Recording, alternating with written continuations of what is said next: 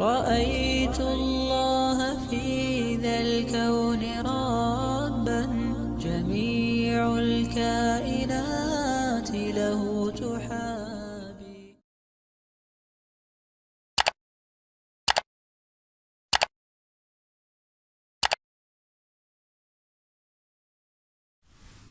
بسم الله الرحمن الرحيم. الحمد لله رب العالمين، وصلى الله وسلم على نبينا محمد وعلى آله وصحبه أجمعين. أهلا وسهلا بكم إخواني الأعزاء متتبعي ومحبي قناة نيوزيكولوجي، إن شاء الله تكونون بخير. سنكمل إن شاء الله في هذا الدرس السلسلة التي بدأناها حول الغسالة بروند انتلكت. شرحنا في دروس سابقة البرامج نظريا، جميع البرامج نظريا، ثم قمنا بشرح عملي لعدة برامج كوتو ايكونوميك وميكست وأيضا فلاش 25 مينيت. واليوم إن شاء الله سنتكلم عن كل هذه البرامج، يعني عن توقيت كل هذه البرامج، كالمدة التي يستغرقها كل برنامج، والوزن المطلوب، ودرجة الحرارة الخاصة بكل برنامج. إذن إخواني الأعزاء، فلمن لم يكن مشترك في القناة أرجو أن يشترك وأن يفعل زر الجرس حتى يعني تلحقه الدروس التي سنرفعها في المستقبل. نبدأ على بركة الله. إذن إخواني الأعزاء، البرنامج الأول كما ترون، نبدأ بهذا البرنامج كوتو إيبونج، يعني الأقطان والإسفنج. هذا البرنامج يستطيع أن يتحمل 7 كيلو، يعني يحمل 7 كيلو. أنا الماكينة تاعي 7 كيلو. إذا كانت مثلا الماكينة تاعك أنت 8 كيلو أو 9 أو 10، فهذا البرنامج سيتحمل الوزن كاملا. أنا إذن سيتحمل الوزن كاملا. مدة هذا البرنامج من ساعة و45 دقيقة إلى 3 ساعات و20 دقيقة. من ساعة و45 دقيقة إلى 3 ساعات و20 دقيقة. تقول لي كيف من ساعة و45 دقيقة إلى 3 ساعات و20 دقيقة؟ لماذا؟ هذا يا أخي العزيز يختلف التوقيت يعني باختيارك للبرنامج. مثلا إذا أضفت مثلا هذا الخيار مع هذا الخيار الأول سيزيد الوقت ب 17 دقيقة. إذا كانت مثلا الماء البارد فسيكون مثلا المدة أقل. إذا مثلا كان درجة الحرارة 20 أو 30، كلما زادت درجة الحرارة وزدت يعني خيار من هذه الخيارات فسيزداد الوقت بطبيعة الحال. إذن هذا البرنامج الأول، الأقطان والإسفنج، كوتو إيبونج. هذا البرنامج إخوان الأعزاء تستطيع أن تضيف له كل هذه الخيارات، يعني كل هذه الخيارات متاحة. شرحتها يعني في درس سابق، شرحت كل هذه الخيارات في درس سابق، فلا داعي لإعادتها. يعني كل هذه الخيارات متاحة مع البرنامج الأول كوتو إيبونج. البرنامج الثاني إخواني الأعزاء كوتو إيكونوميك. هذا يعني شرحناه عمليا، أريدكم طريقة يعني العملية والغسالة يعني تشتغل، ولكن سنتكلم الآن عن وزنه. هذا البرنامج الوزن يحمل 7 كيلو، يعني يتحمل 7 كيلو كاملة. درجة الحرارة المطلوبة من 40 إلى 60. من 40 إلى 60. سنشغل الغسالة. هذا البرنامج الأول الذي تكلمنا عنه. نأتي البرنامج الثاني إخواني الأعزاء. هذا البرنامج كوتو إيكونوميك، يعني يعطيك درجة الحرارة إما 40 أو 60، يعني من 40 إلى 60. قلنا الوزن يتحمل 7 كيلو. المدة 2 و55 دقيقة. 2 و55 دقيقة.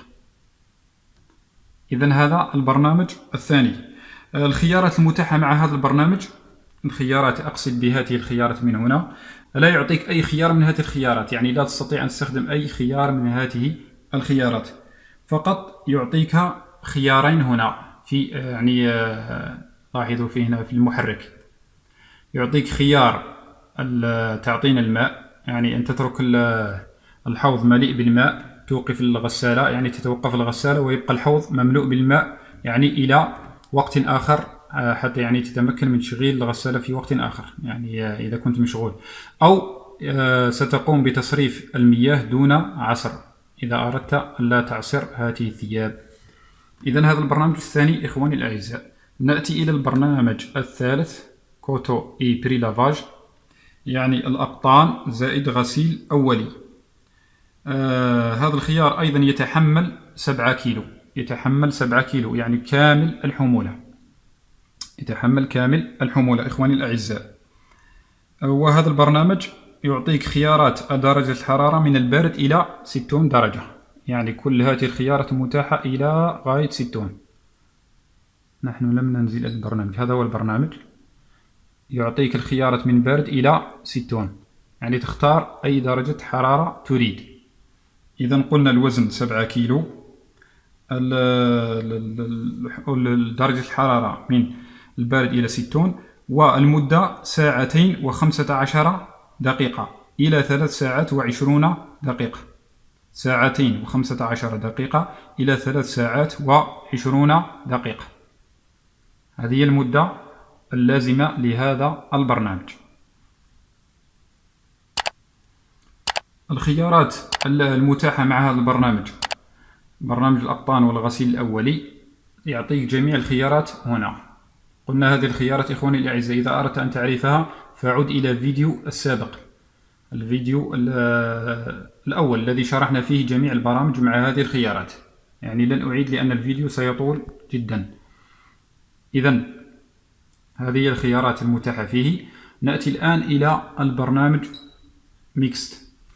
هذا البرنامج ميكس أيضا قمنا بشرحه، يعني شرح عملي، يعني الغسالة تشتغل، قمنا بشرحه شرح نظري ثم شرح عملي.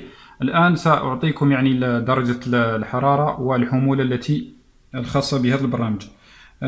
درجة الحرارة من البارد إلى 60، أيضا من البارد إلى 60.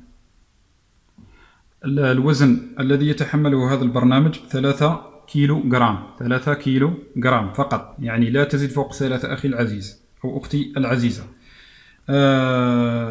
المدة الخاصة بهذا البرنامج 1:30 إلى 2 ساعة، 1:30 إلى 2 ميكست، يستغرق 1:30 إلى 2. الخيارات المتاحة مع هذا البرنامج جميع الخيارات متاحة معه، يعني خيار الحساسية، خيار كي الملابس، خيار اتساخ الملابس، درجة اتساخ الملابس، وخيار أيضا المشغول، الإنسان المشغول إذا أراد أن يعني يتأخر في تشغيل الغسالة ب3 ساعات أو 6 ساعات أو 9 ساعات.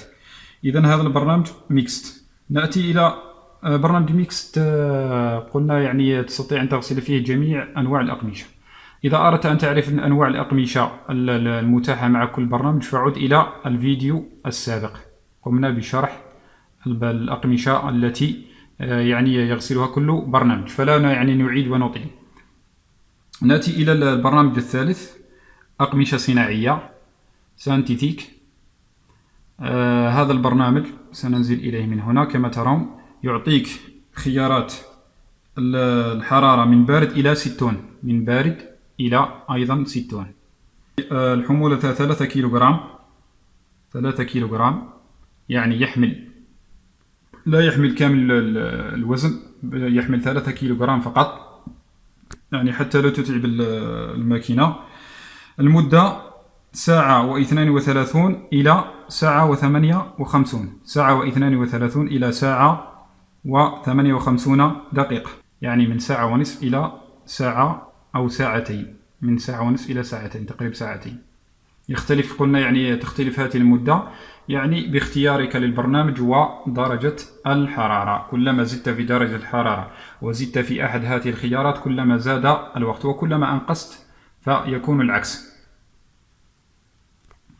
إذن هذا برنامج الأقمشة الصناعية سانتيتيك. نأتي إلى البرنامج الأول، يعني لم نشرح، نعود إلى البرنامج الأول، كوتيديا أوبتيا 39 دقيقة، يعني هذا توقيته مضبوط ومكتوب هنا، يستغرق 39 دقيقة. الحمولة يحمل 3 كيلو جرام، يحمل 3 كيلو جرام فقط، يعني لا تزيد فوق 3 كيلو جرام أخي أو أختي العزيزة. درجات الحرارة، عفوا نختاره أولا. درجات الحرارة يعطيك هذا البرنامج من البارد إلى 40 درجة، يعني من البارد إلى 40 درجة فقط، لا يعطيك خيار 60 و 90. إذن المدة قلنا 39 والخيارات يعطيك هذه الخيارات، تستطيع أن تختار هذا الخيار فقط من بين هذه الخيارات. الخيارات الأخرى لاحظوا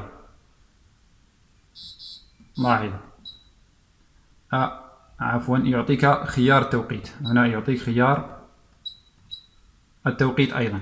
إذا يعطيك خيار الحساسية ويعطيك خيار التوقيت، يعني تأخير انطلاق الماكينة إذا كنت مشغول. إذا هذا هو البرنامج. ويعطيك أيضا خيار ملء الحوض وخيار تصريف الماء من الحوض. هذين الخيارين. ملء الحوض إذا كنت مشغول تريد أن توقفها، أو مثلا كان الوقت يعني متأخر في الليل تريد أن تبقي الثياب في الماء حتى يعني لا تنكمش، فتختار هذا الخيار، تختاره من هنا. وإذا أردت تصريف المياه بدون عصر تختار هذا الخيار. إذا نتركه كما كان. نأتي إلى البرنامج فلاش 25 مينيت. هذا شرحنا أيضا شرح عملي لمن أراد أن يرى الماكينة كيف تشتغل، يعني شرح عملي، فليعد إلى الفيديو السابق. إذا هذا البرنامج إخواني الأعزاء درجة الحرارة اللازمة له من البارد إلى 40 درجة. المدة اللازمة فيه يعني موضحة 25 دقيقة. الحمولة 2 كيلو جرام فقط، 2 كيلو جرام من 7، 2 من 7 يعني لا تزيد فوق الاثنان حتى تحافظ يعني على غسالتك أو ماكينتك. إذا هذا البرنامج يعطيك خيار بوسونسيبل يعني الحساسية، ويعطيك خيار ملء الحوض وتصريف المياه فقط. هذه الخيارات المتاحة فيه إخواني الأعزاء. نأتي إلى البرنامج الآخر باغسنا. هذا البرنامج خاص بالصوف. هذا البرنامج إخواني الأعزاء يعطيك درجات الحرارة من البارد إلى 40 درجة، من البارد إلى 40 درجة. الوزن يتحمل كيلو ونصف، الوزن يتحمل كيلو ونصف. هذا البرنامج خيارات من البارد إلى 40 درجة الحرارة، الوزن كيلو ونصف فقط، كيلو ونصف فقط من الصوف. المدة 57 دقيقة، مدة بقاء أو دوران الغسالة 57 دقيقة.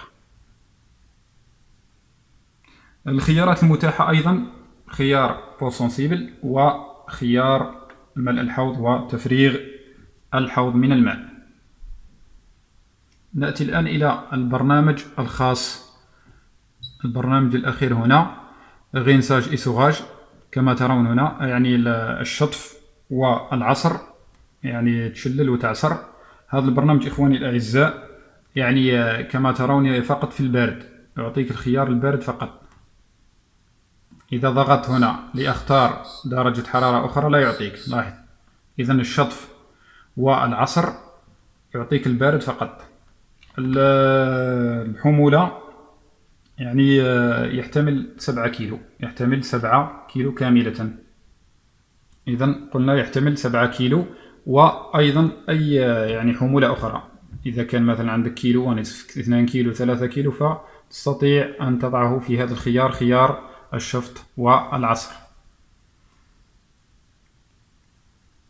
الخيارات الخاصة بهذا الخيار إخواني الأعزاء يعطيك خيار بوسونسيبل، خيار الحساسية.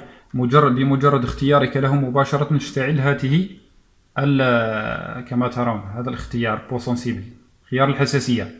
تستطيع أن تختاره وتستطيع أن تلغيه.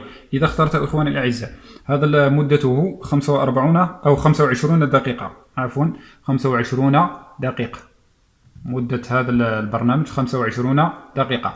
إذا أضفنا له هذا، إذا أردنا أن نضيف له خيار الحساسية، فتصبح المدة 25 زائد 17 دقيقة، 42 دقيقة. إذا قلنا الخيارات تستطيع أن تختار هذا الخيار يزيد 17، أو أن تلغي هذا الخيار. إذا كانت عندك حساسية تختاره، إذا لم تكن عندك حساسية فلا تختاره مع الشطف والعصر. الخيارات الأخرى في دورات المحرك يعطيك خيار يعني ملء الحوض وتعطين ثياب. حتى لا يعني تنكمش، ويعطيك خيار تصريف المياه إذا لم ترد عصرها. إذا إخواني الأعزاء هذه كل البرامج والمدة اللازمة لكل برنامج، وأيضا الكيلوغرامات اللازمة لكل برنامج. إذا انتظرونا إخواني الأعزاء في الحلقة القادمة إن شاء الله. سنتكلم عن أعمال الصيانة الاعتيادية لهذه الغسالة. سأعطيكم يعني بعض النصائح الخاصة بأعمال الصيانة. أيضا سنتكلم في درس لاحق، أيضا درس مستقل، عن طريقة تنظيف هذه الماكينة، الطريقة الصحيحة والمواد المستخدمة لتنظيف هذه الماكينة، ويعني كيفية إزالة الروائح يعني التي تكون في هذه الغسالة، لأنه بعد استعمالك لهذه الغسالة لمدة طويلة حوالي 6 أشهر أو 7 أشهر ستلاحظ أن الماكينة أصبحت يعني فيها روائح كريهة، وأيضا في الثياب. سأريكم طريقة التخلص من هذه الروائح وكيفية تنظيفها. أيضا سأعطيكم نصائح يعني في طريقة المحافظة عليها إخواني الأعزاء. انتظرونا في الدروس القادمة. شكرا لكم، ولا تنسوا الضغط على زر لايك ومشاركة هذا الفيديو مع إخوانكم، ولا تنسوا أيضا الاشتراك في القناة وتفعيل زر الجرس لتصلكم الفيديوهات الجديدة. والسلام عليكم ورحمة الله وبركاته.